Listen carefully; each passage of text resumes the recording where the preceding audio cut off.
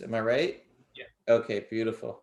Go ahead. It's recording. also being live on YouTube and recorded as well. And we were going to send the recordings, but whatever. Go ahead, man. All right, Awesome. share my screen. Awesome. You guys can see that, right? Yeah, Yeah. we're all good. Yep.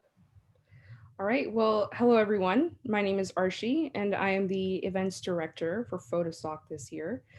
For anyone who's not familiar with PhotoSoc, we're a photography club offering a wide range of services from film processing to studio bookings and so much more.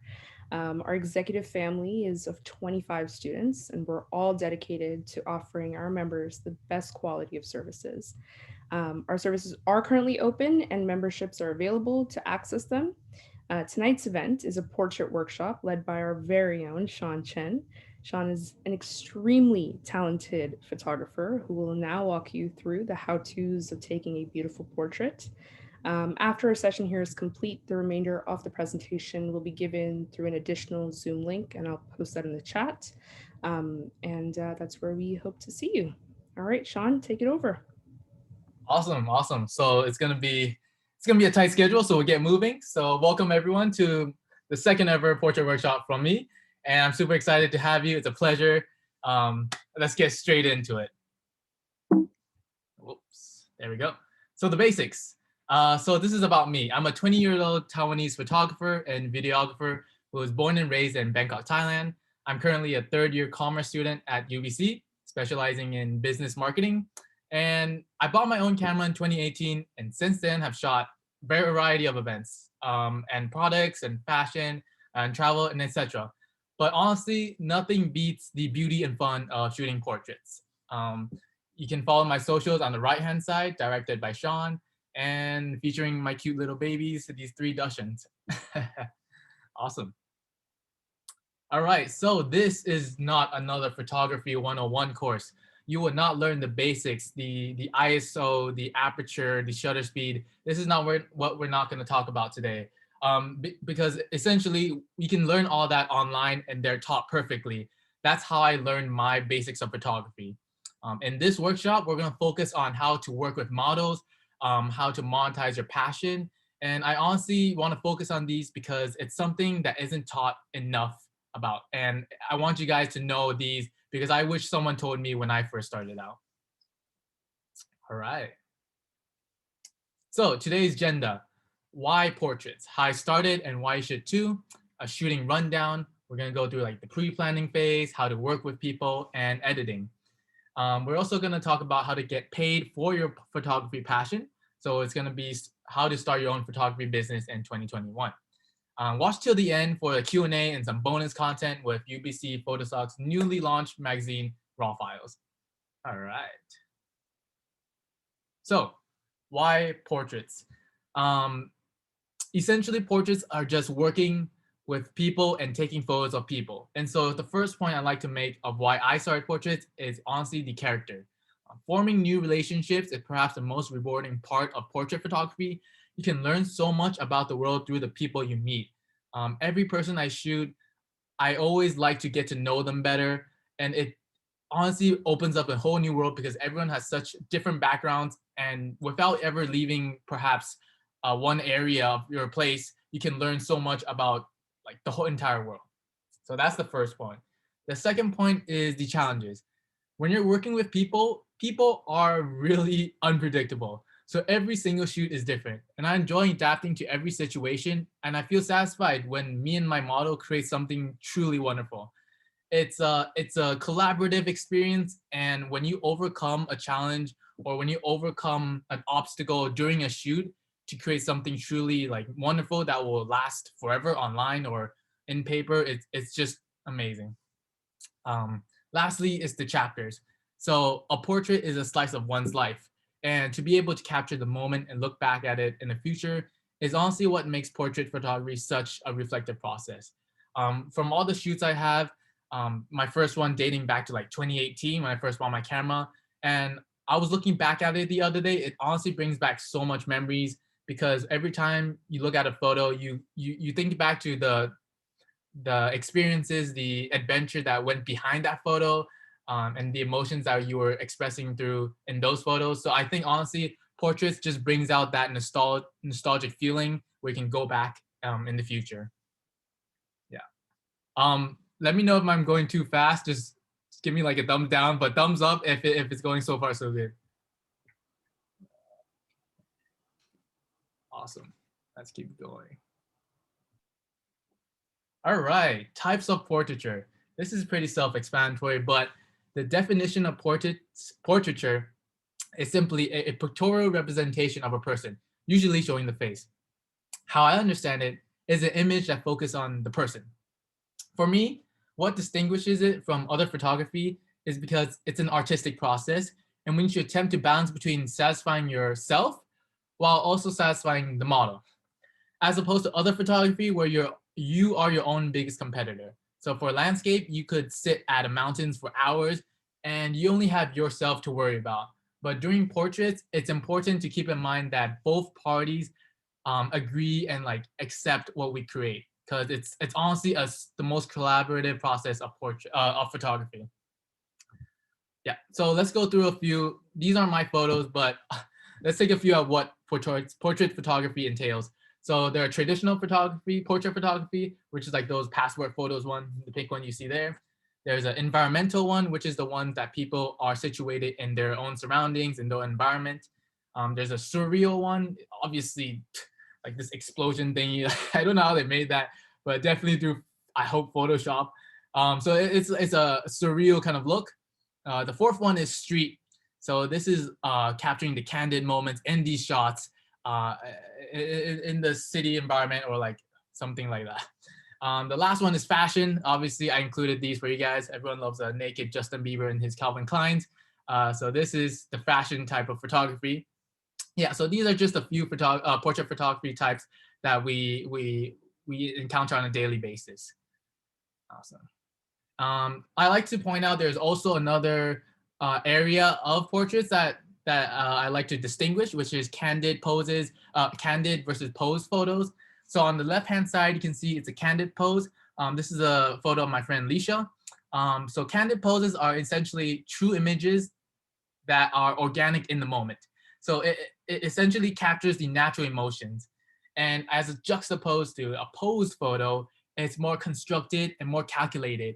And it's where you, the photographer, direct the model to capture a certain mood. Yeah, so as you can see here, one is, so the story behind the candid photo is when she was holding her hand up to her head, it reminded me of Baby Shark. So I was just like singing the Baby Shark tune, like Baby Shark, do do do do do, and that's honestly what made her laugh. So it's truly a candid expression. I was able to click my camera just in time to capture that laugh, and yeah, that's literally how this photo came about. Awesome. All right, getting on to the shooting rundown.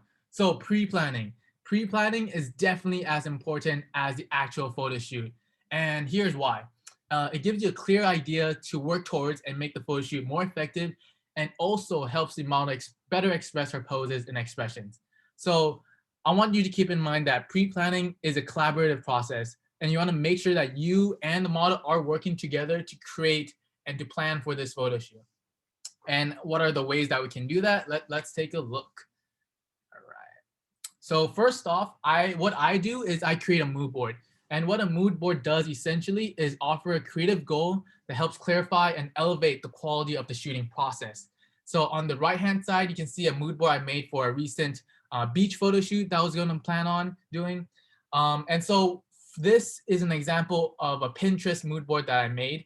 And there's a lot of places where you can find inspiration to make these mood boards. First off is Instagram. Everyone uses it, and there's so many top-notch content on there for you to collect. Another is Pinterest, which you see here. It's so useful because you can search by like categories, and it's just amazing. It blew my mind. Another is online magazines. Not many people use this because it's not as relevant these days, but I think if you dig deep enough, they have so much top-notch content that amazing photographers don't post online. So I would definitely send you guys a few links of the online magazines I check out. So stay tuned. And lastly, it's the surroundings. So whenever you're just walking out and about, you might see something interesting. For me, it's like I once saw like a dumpster and I just really got intrigued by it. So I stood there and like spent 10 minutes just taking photos of a dumpster. That's for just to keep in my photo albums. Yeah, I'm not like anything weird or anything, but it's definitely a place where you can find inspiration. So where do you build your mood boards? One of them is Instagram collections. You can use the save button and just save a collection of photos that represent the idea you're going for. Another is Pinterest boards, which is the one I show him on my right. And the lastly is photo albums with the photos that you took in your surroundings and whatever you see throughout your entire life. Yeah. So that's the first step, creating a mood board. Hold on. Connecting with models. All right. This is the scary part that people are intimidated by when they first start out doing portraits. So connecting with models are basically finding someone that has a similar creative direction as you. And it's really simple. Honestly, just don't be afraid to message people. As you can see here on my right, this is a simple DM that I send a lot of people when I want to work with them. It's super clean, super precise. Don't need to elaborate on like who are you or like what you're interested or like what school you go to. Because honestly, they just want to work with your work, right? So places I find these kind of people who would want to work with me is essentially friends and family. First off, they would always love to help out your passion. Secondly, is Instagram hashtags. So let's say Vancouver, right? I would search up hashtag Vancouver models and then scroll through them and see which person fits the mood board you're going for. Once you see that person, simply message them out of the blue with the simple message as shown on the right and hope they respond. 90% of the time, they won't respond, so don't get your hopes up. But you only need that 10% of people who respond to you to get that shoot, and it really motivates you when that happens. Lastly is Facebook groups. As the one that PhotoSoc has, there's a lot of creative people in there, models and photographers both. So definitely go check that out. Sorry. So how to connect with them? Keep it simple, like I said before. Also have a portfolio. If the model sees your DM, checks out your portfolio on Instagram, and doesn't see any of your photography work, that is creepy. Like I would not like talk to this person because it's just weird that you are a photographer but you don't post your work online for people to see. They might think something different. So definitely have a portfolio. Build up that portfolio. And yeah, lastly, just be clear and concise creatively. Hi, I want to shoot this. Are you down? If you are, where should we meet up? And let's do it. So it's really simple. And I do suggest that you reach out to models who are starting off as well, because most likely they're looking for photos to promote their own portfolio, to build their own database. So they would definitely say yes. As to the photo I show on this page, this is a friend of mine, Z. And literally I sent this exact DM to her. And when I first came back to Thailand and after stay at UBC for like 2 years. And it's just amazing to see how much we've grown because I've shot with her multiple times now and she's become a close friend of mine. All right. So, and then locations. This is equally as important as well. When you're first starting off, start shooting around in your area. And it's even better if you have natural lighting. So I want to ask you guys now, do you guys recognize which dorm in UBC that photo is from? If you have, just feel free to shout out your answer.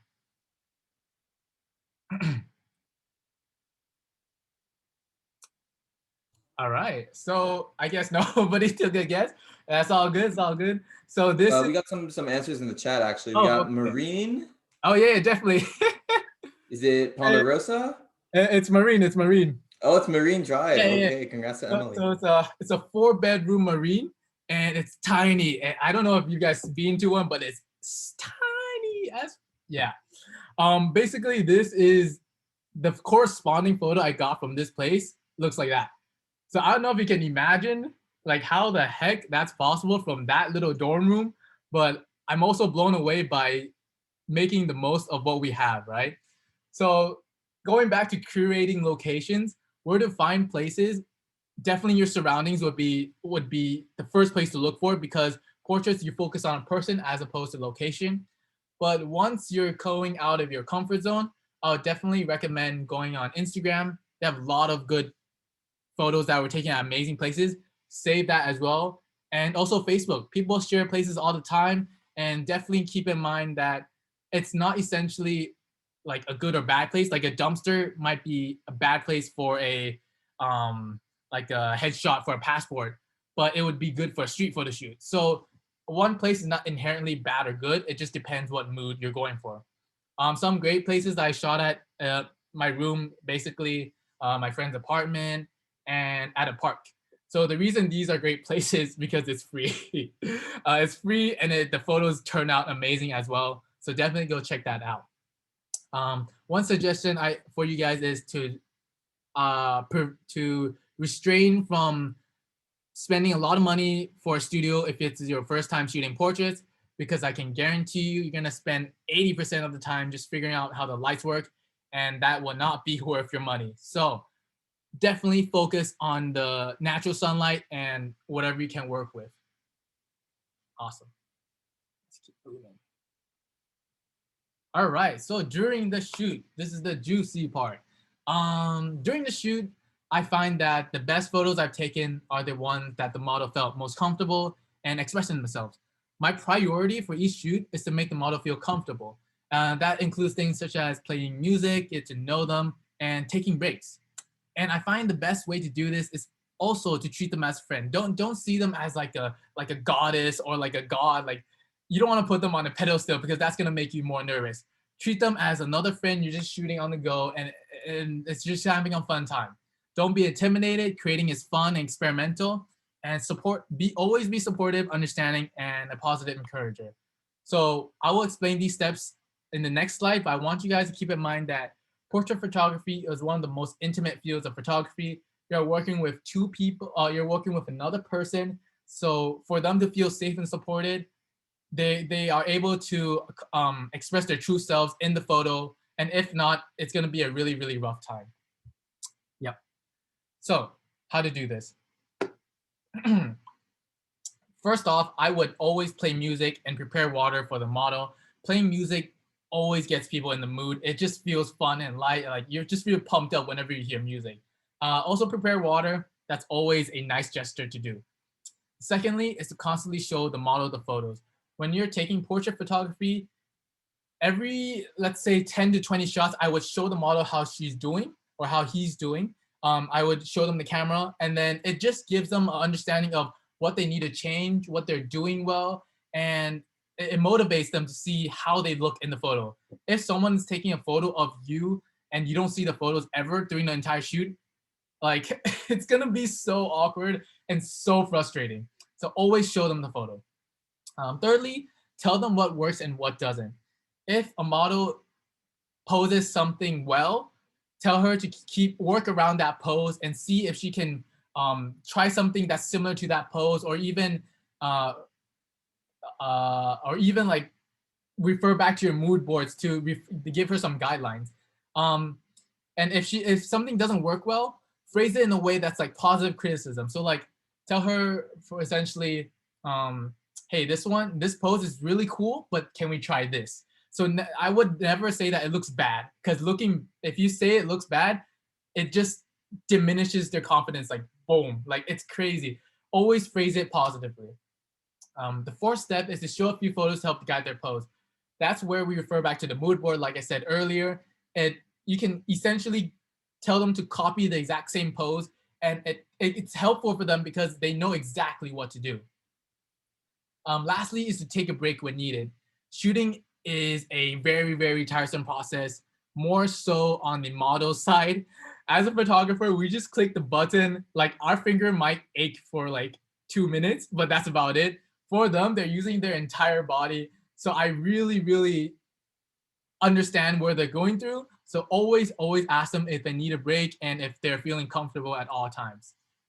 Yeah. Any questions on how to direct these people?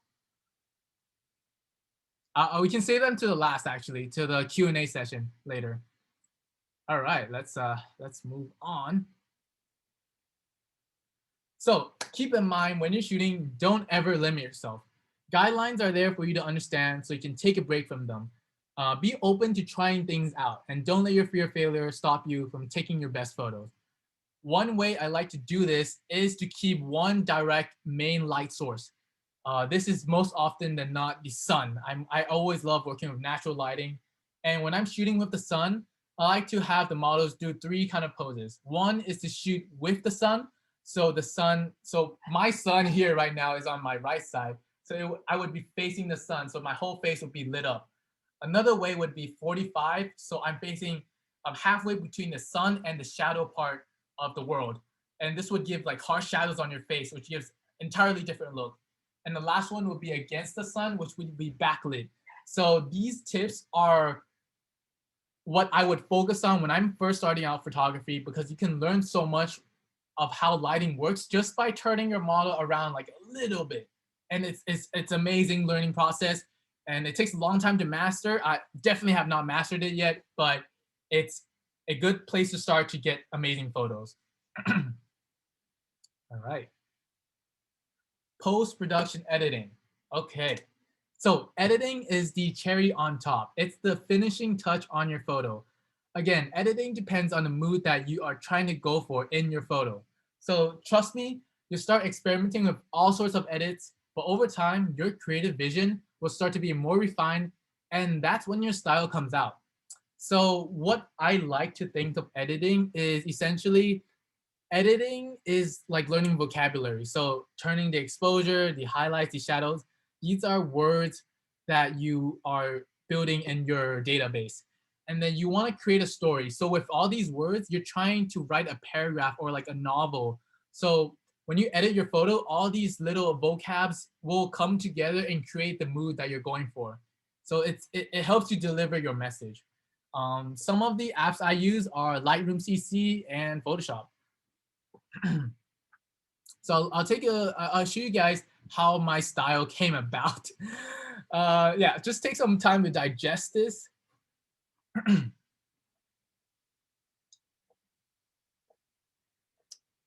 All right. So when I first started off, I was a really happy dude. I really love those amazing colors, like this high saturation.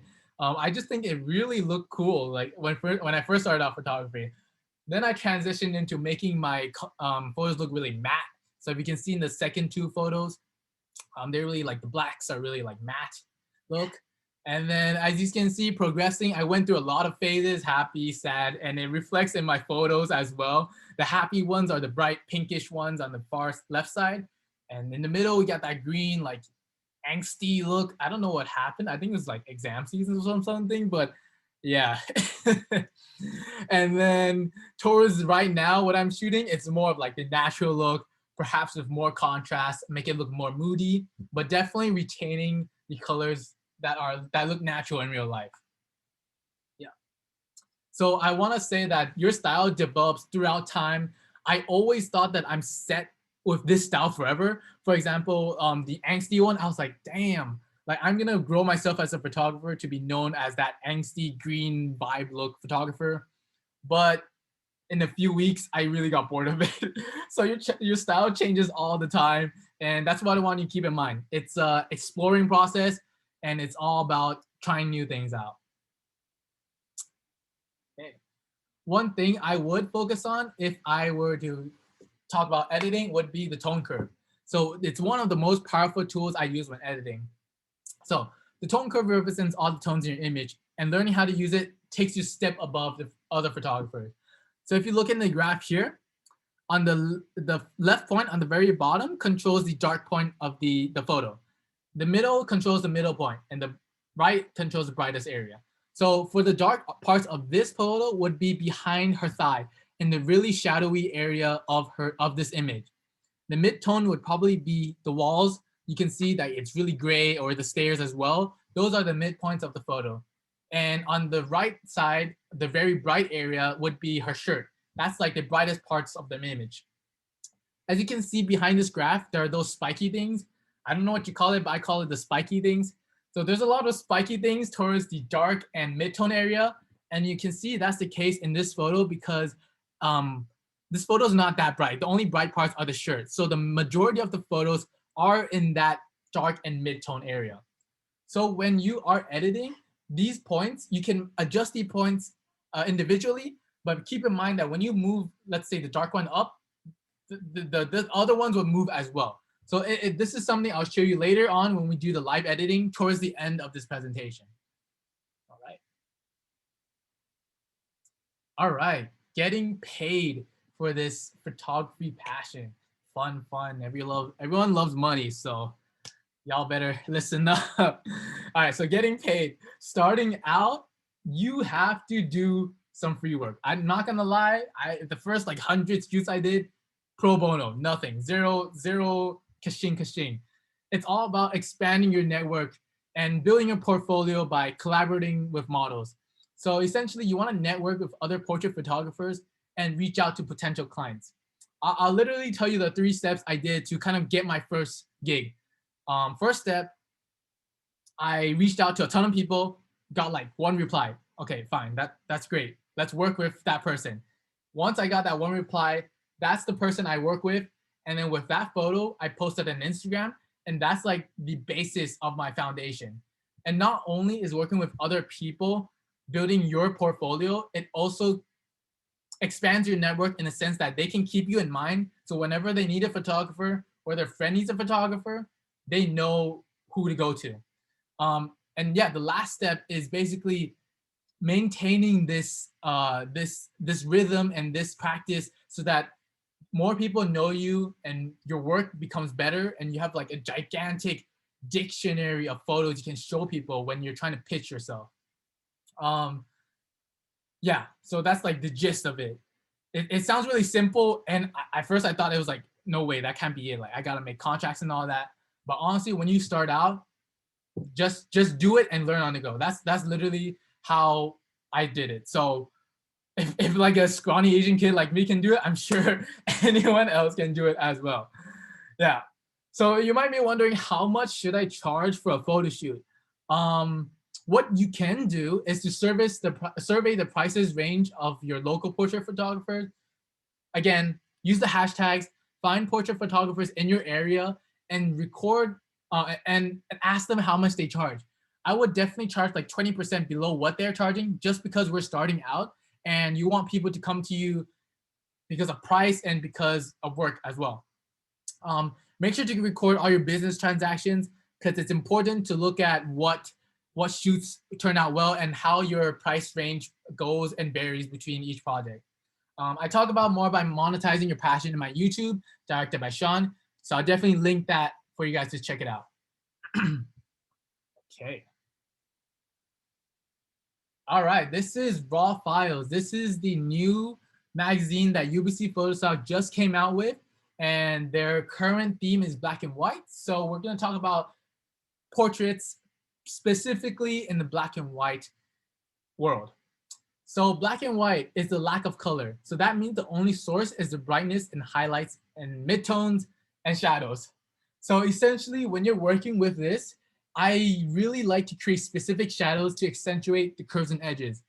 If you look at the photo on the right, the very bottom right corner photo, you can see that there's a clear shadow that goes right across her chest.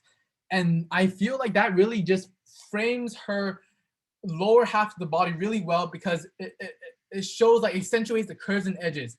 So what I want you to focus on when you're looking to shoot black and white photos is definitely use shadows, even underexposure photos, so that you can keep the model in that like mysterious look, or it just makes everything look more, like it pops out more.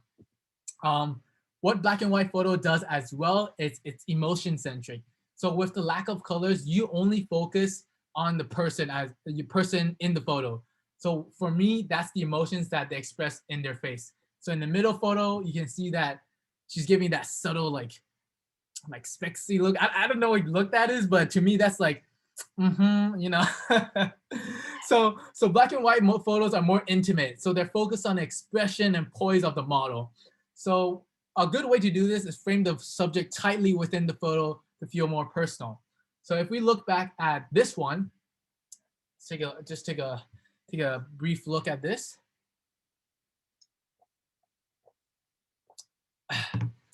So this Leisha was framed really, really tight in this photo. And I purposely did that because I wanted to focus on her expression in the photo.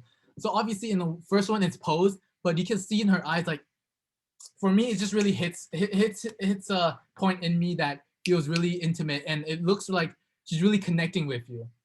And in the second one as well, it's a more candid pose, and yeah, the black and white focuses in on the model, and you can see that everything just centers around her.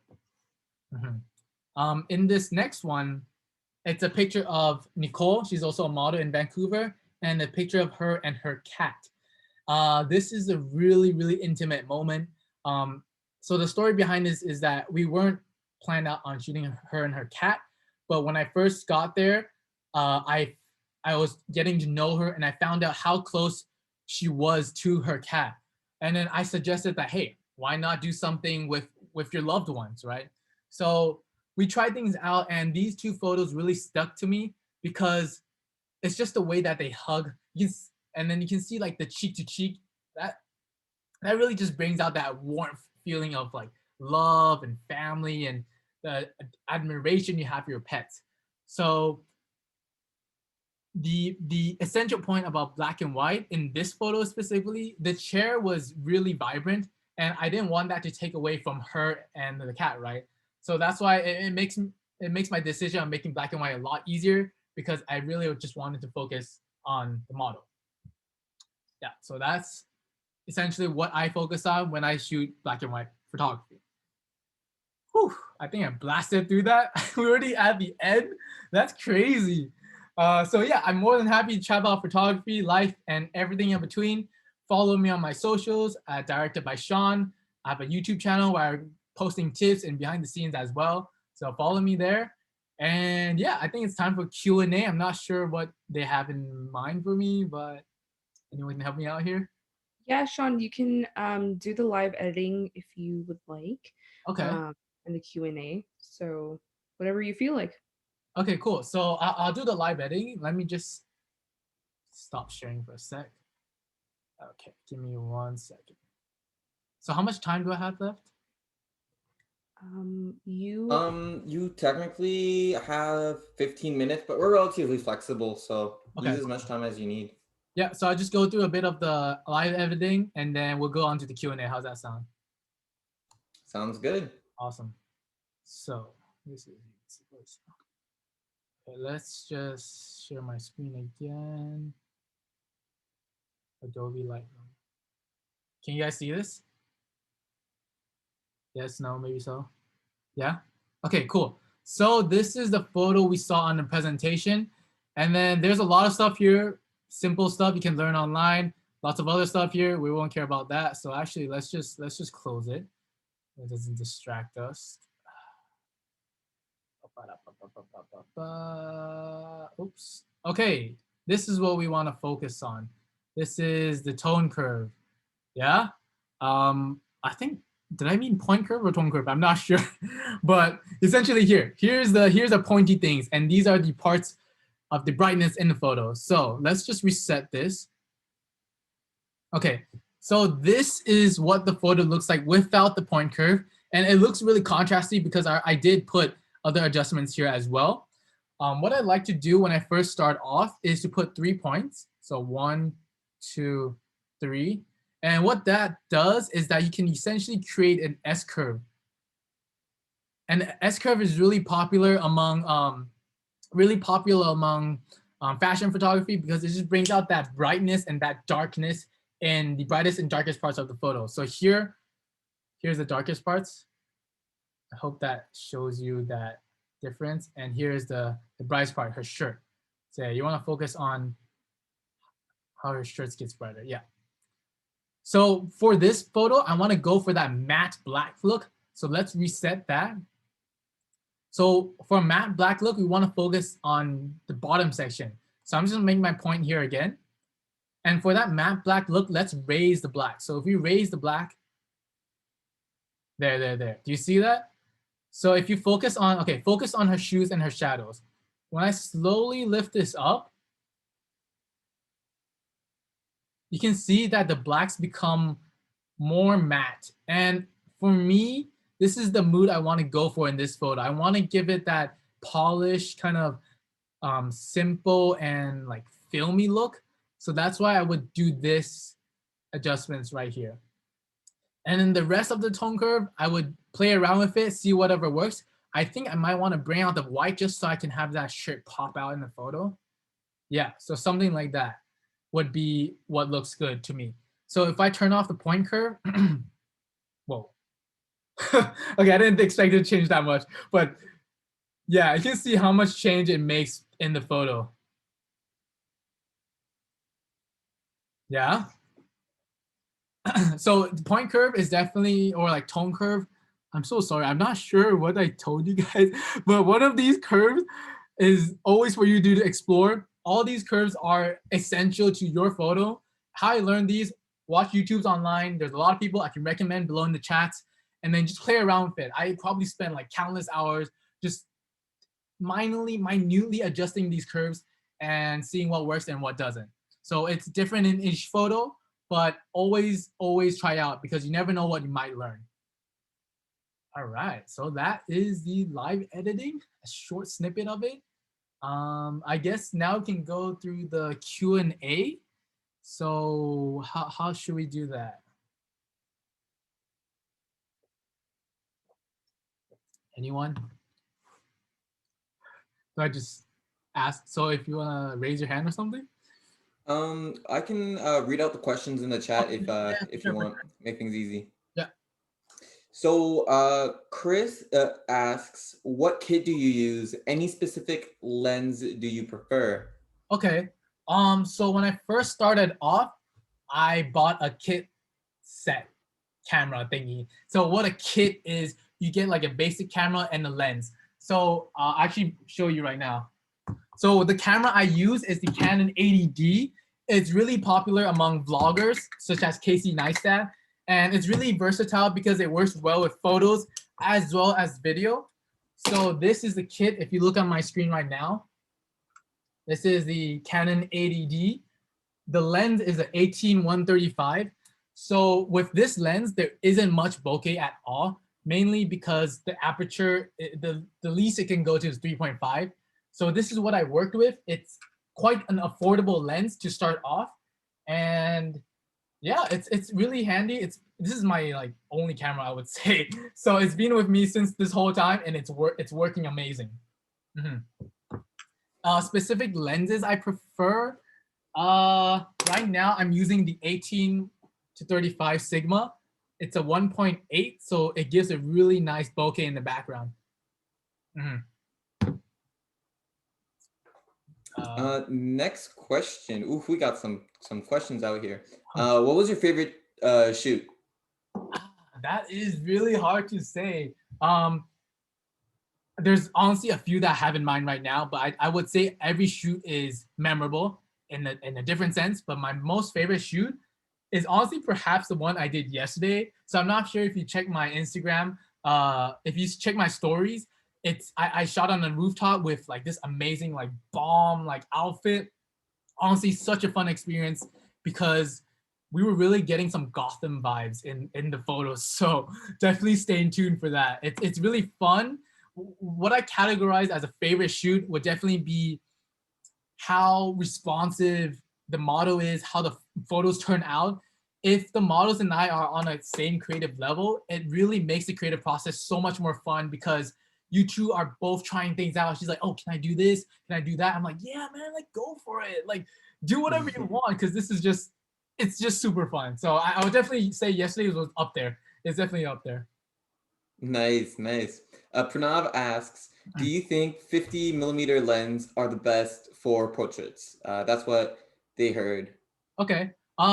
So a 50mm lens the reason people say it's good for portraits is because they get the bokeh in the background. The bokeh is basically like the blurry stuff in the background when you take a photo.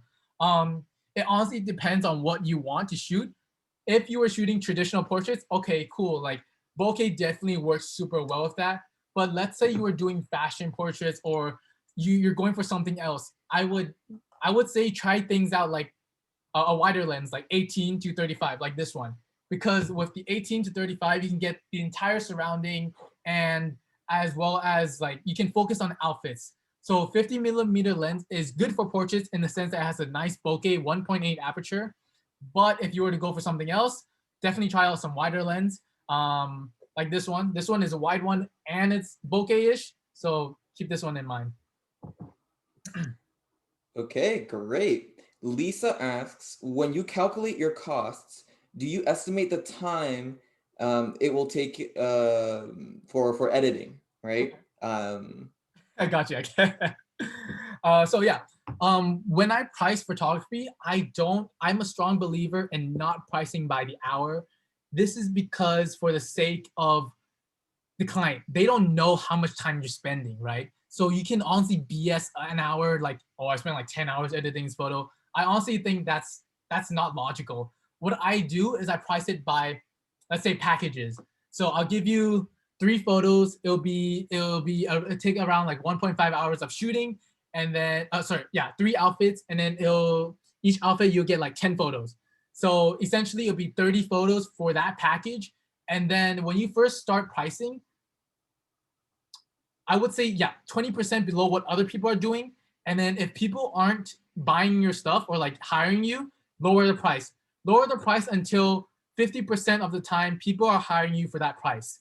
So once that 50% ranges goes up to like 70 or 80%, that's the point where you need to say, okay, I can raise my price.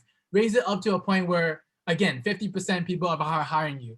That's like threshold I like to base my pricing off on because it shows that, okay, some people understand kind of art we're doing, and some people are like, okay, they don't want to spend that much. Fine, leave it to be. They can find someone cheaper. But this is the pricing that this is the pricing strategy I would go for. Beautiful. People are asking about some of the YouTubers you mentioned. Okay. How about I'll definitely send you guys, or I post in the Facebook event of like a list of stuff I will recommend you guys because and I have to go through them one by one. Yeah. Beautiful, beautiful. Don't worry about it. You mentioned doing different color combos in editing. Do you have any tips on maintaining good skin tones? That's Saming. Good skin tones, I would definitely say do it in camera. So when you're shooting, there's something called white balance, and you want to maintain that white balance throughout the shoot. So once you have that and you edit a singular photo, you can copy that skin tone color to every other photo. I think the skin tone precisely depends because one of my favorite photographers, all his photos, like their models are like super yellow, super orange, but it works because that's the kind of mood and that's his style. So I would definitely say focus on prioritizing a good skin tone in the shot. And then when you're editing, you can do whatever you want there. Yeah. Nice. Martin asks, how much have you been shooting throughout COVID? Have you found it tough to set up shoots? Yeah, COVID it's a pain in the ass. I'm currently in Thailand right now, and our second wave is, I don't know if it's slowly dying down. So I've definitely been shooting, but not as often, sadly. But when I'm shooting, I always like to maintain like a safe distance from the model as well as other people around the area, just so that we are keeping like preventing COVID and always have your mask on and stuff. Yeah, definitely tough to set up shoots, but working on it. Nice, nice. Tamara asks, what is your preferred f-stop for indoor portraits? Okay, indoor portraits, as in studio portraits, I'm assuming, or just like indoor stuff? Okay, indoor stuff. Awesome. So, indoor stuff, this is hard for me to say because f-stop, it changes all the time. I usually like to go the lowest possible. So for my kit lens here, it'll be 3.5. And the reason I'm going the lowest possible is because I let more light into the camera. That way I don't have to adjust my ISO or bump it up super high. I always like to have the most brightness possible, so when I'm editing, it's a lot easier. Yep. Do, do, do. So again, another YouTuber recommendation. And I guess the last question is from Philip. How do you like to compose your models? Oh wait, I think we missed. I see a question here. Give me a second. Let me just read that. I've heard a lot of portrait photographers like 85 millimeter. This is interesting to see. Oh, YouTube. Okay, okay. Philip, Yeah, how do you like to compose your models? Sorry, what do you mean by compose? Like pose them? Like direct them? I think it might be the outfits. Not too sure. We'll let Philip get back to us Yeah, on that one. sure, sure. But Irvin just has a quick question about what exactly is a mood board For sure. that you mentioned in the presentation. So a mood board is basically a collection of inspiration of photos that you want to make happen in a shoot. So like the one I showed you earlier, let's go back to that. I'm gonna share my screen. One sec. So it's basically just a collections of photos that you refer back to during the shoot or whenever. Um, it's just a place for inspiration to as the kind of photos you want to take. So for example, this beach photo shoot, all these photos I definitely want to recreate. And that's essentially what a mood board is. It's a place for inspiration, for collecting all your creative ideas so that you can refer back to when you're looking to shoot something. Mm-hmm. Fantastic. And then, so what Philip meant was, how do you pose your models? Okay. Let me see. So when you're posing a model, definitely, um, let me see, because it varies. Each model has a pose that they really kill. So what I always start off is definitely, I shoot like a wide shot first, so that you don't want to start off a portrait shoot and then you're like getting up close in their face, like 2 millimeters from their nose. It's super intimidating. I like to start off wide shots, like have their whole body. So it's like, okay, we're slowly easing into it. As to posing, I refer back to the mood boards. I tell them to copy this pose, and then from that pose, it's a benchmark. And I tell them to like kind of like, okay, try something else. Try putting your hand on your head, put it on your waist, give it more angles. Angles work really well when you're posing with models. So a pose that I like to do often is have their hands above their head. I don't know if you can see me right now, but I'm gonna. It's basically like this, yeah. So you're holding your hand above your head, and it's like it gives the angles here. You have a lot of angles. So what I'm focusing on when I'm posing these people is to give a lot of different angles. It can be weird. Sometimes it turns out well. There's another way. It's also to like kind of like touch yourself, not like a like like weird way, but definitely in an artistic way. So let's say I were to touch my face, kind of like this, right? Like this, or let's say to touch my shoulder or my arms, and grab your arms kind of like this. So play around with that, like touch yourself and create curves and angles. Yeah. Beautiful. Do. Any tips on the compositions of the model? Like how much headroom do you leave? Yeah. Sorry. What? That how much headroom do you leave? For example, like Uh, that's Siming asking. oh, how much headroom do I leave? Yeah. This again depends on the situation. There's never in photography. There's never like, okay, you have to leave 25 millimeter of headroom. Is that what you mean? Like here, the headroom? Yeah. There's never like a pinpoint set of measurements you want to have in a photo. Whenever you're taking photos, it depends on what you're going for. It's always the mood and the tone and the outfit. So if she has a hat, definitely cover that hat. Make sure you get that hat in the photo as well. And it really just depends. Yeah.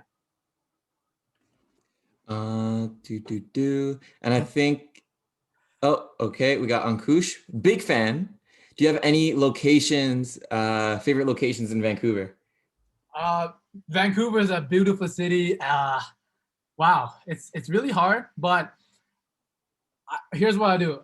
Because we're mostly living on UBC, or we all go to UBC, a beautiful place to shoot at UBC is definitely the, I don't know what that building is called. I think it's like the film building. It's like green, right? It's like next to ponds. It's like a green area. It's a green building.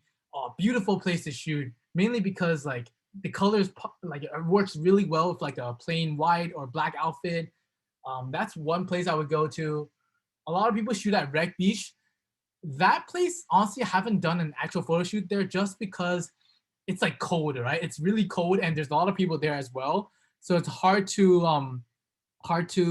work with that situation. Oh, it's called BC Bindings or Bindings. Okay, that's dope.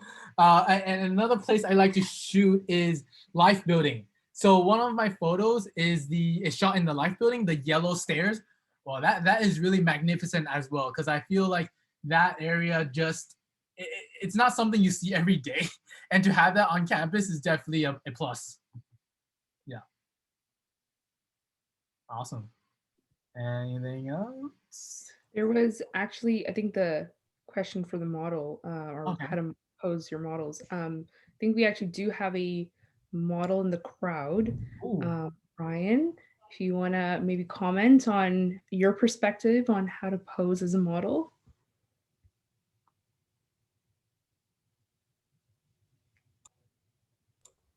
Can you hear me? Yeah. Sweet.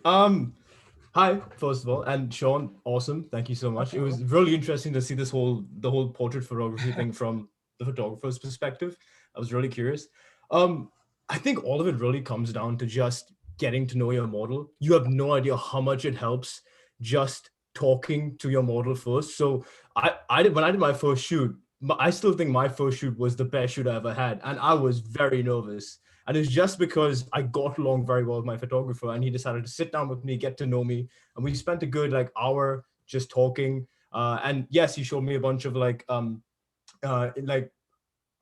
I don't, I forgot the term for it, but like yes, boards on Pinterest with a bunch of suggestions for things that I could wear, moods of the shoots that he likes to do, as well as poses. And then it was very awkward at the start, and eventually I just kind of got into it after he showed me pictures of how good they were turning out. I had no idea what they would look like, and then when he showed me how cool they looked, I was like, holy shit, I feel awesome. And the confidence just came from there, and still one of my best shoots I've ever had. 100%. I agree with you 100%. Definitely work with understanding the model. I love where you're coming from. Um, can I ask how did he get to know you? Like, what did you guys have? Grab a coffee or? Yeah. So we it was back in India, and we went to an abandoned car part factory. And so the whole place was just destroyed. There was glass everywhere, and it was a long drive out. So I I met him. He messaged me on Instagram, uh, and I actually got to know him while we were walking to another person's house. He was going to get a dog for the shoot, so there was a German Shepherd. And while we were going over to that person's house, we got to know each other. And then when we spoke to him, he said he'd bring the dog along. And then the next day we went on the shoot. It was like a 2-hour journey where we got to know each other more. Wow. Yeah, I had to shoot with this German Shepherd. It was awesome. Yo, you need to send me that photo. What the heck? I'll send you them. That's It's from a crazy. long time ago. Awesome, Yeah. awesome. Yeah, man. I'll definitely message me after this workshop. I'd love to see it. Yeah. Cheers. And if anyone has any other questions about like from a model's perspective, please just feel free to ask me. Awesome. I'm just gonna look through the chat again. I hear a lot about using Yeah. words, other lines. Yeah, I think maybe if you want to comment on that, Sean, like rule of thirds. Okay.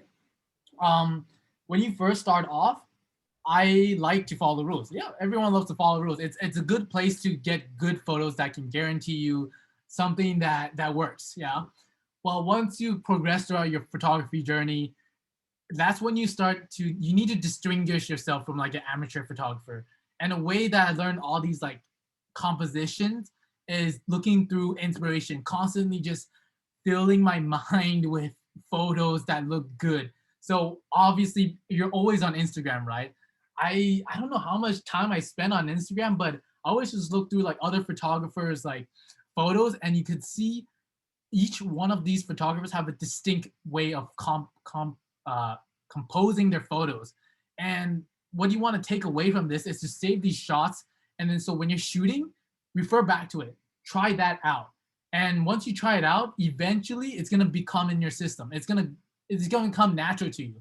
So always just keep these creative ideas flowing in your mind so that when you're shooting, it can pop right up. It's not necessarily like, okay, I need to follow like the golden ratio or like the rule of thirds. Okay, follow that at first, but once you progress through becoming a more advanced photographer, you need to look beyond the rules. You got to break it. So that's definitely what I recommend you. Yeah, awesome. You mentioned a lot about shoots of natural light. So what time? Okay. So time of the shoot, everyone loves to shoot during golden hour. So sunrise, sunset, I think that is pretty safe bet on the time of the day. But speaking of that, it's also good to shoot whenever, because the time of the day and the sunlight poses as an obstacle to you. And with that restriction, you start to explore different ways of photography. So let's say noontime. Noontime is when the sun is like straight above your head, right? So you're gonna have like dark shadows under your eyes. You're gonna have eye bags basically. So if you're planning to shoot at noon, something I would try out is to lay the model on the ground. So she can be laying and facing straight up into the sky. And that way you can still have a lit up face, but it's in a different axis. It's like the Z axis or something. I don't know. But it's always nice to explore these different areas, and don't let the time of the day stop you from shooting. I went shooting like midnight, noon, when I first woke up. Like it's there. The light is there, so you are there, right? So wherever there's light, you better be shooting. Yeah. Awesome sauce. Anything else? If there's any last minute questions before we wrap things up. Oh, we got one more from Shimin. Is there a place where you can get a good criticism from? Ooh, what a great question. That is a good question. That's scary. Good criticism. For me, dealing with criticism is hard. I am my own biggest critic. Like, not gonna lie, like looking back at my old photos, I criticize it. I'm like, wow, like why would you ever shoot that? But at that time, I thought it was really good. In terms of having it criticized by other photographers or people, that is really hard for me to understand, because everyone is unique in their style, right?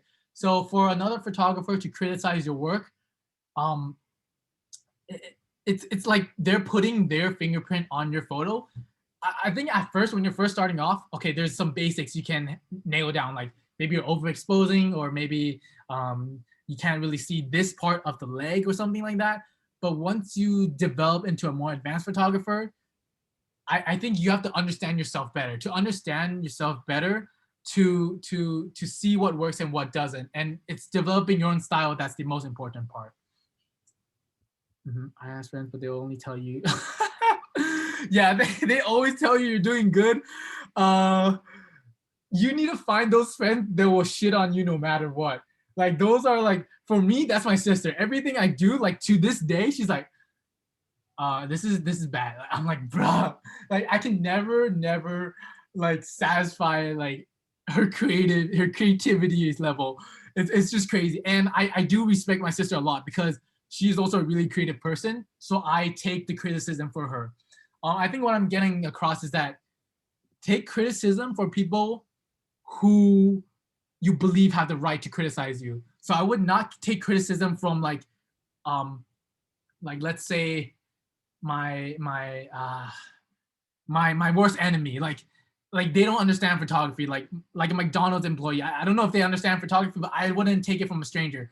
But let's say I take it from my good friend like Ankush. He's an amazing photographer and part of UBC PhotoSoc. So I would listen. I was like, okay, I understand where you're coming from. I might try that out.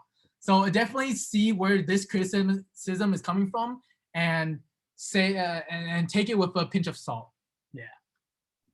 Yeah, Awesome. yeah. With an art background, that's perfect. Yeah, yeah.